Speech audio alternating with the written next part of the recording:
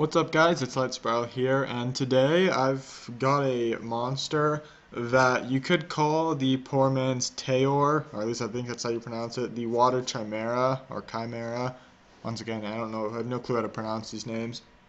But uh, there's a couple reasons that I consider him to be like Taor. Now if you look at his base stats, he's got 8,000 base HP, which is pretty low, and 911 attack, 527 defense, which is not terrible for a damage dealer, 107 speed, which isn't bad, and then the crit rate, crit damage, resistance, accuracy, that's all just based on how you rune it, because he awakens into this leader skill. But so, if you look at those stats, and then you look at Taor, who is one of the more wanted Nat 5s in the game, and he's right there.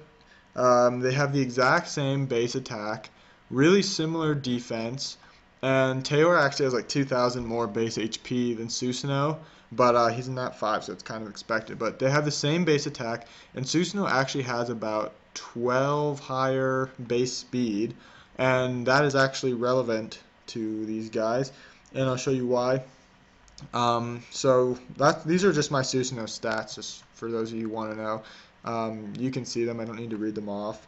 But Susano's first skill attacks one time, does one continuous damage effect, and skill ups is just damage, which is the same thing Taor does. Taor does a continuous damage for 2 turns though.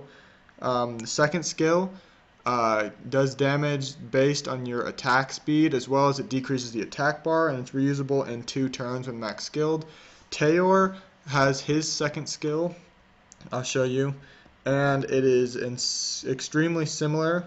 It attacks the enemy based on your attack speed, and it increases your attack speed if you get a crit, as well as it is reusable in 2 turns. So it has the same when it's max skilled, it's reusable in 2 turns.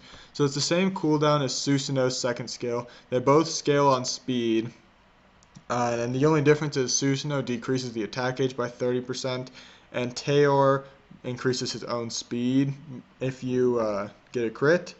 And then the third skill on Susano is this passive, reduces his odds of receiving a crit by 50 and increases his resistance by 50. This is not a very good passive for a damage dealer. This passive, it has its uses. Like if you look at this, this passive is perfect for a raid damage dealer because it gives him resistance and anti-crit. But for like dungeons or for guild battles or arena, this passive is pretty much useless. Whereas Taor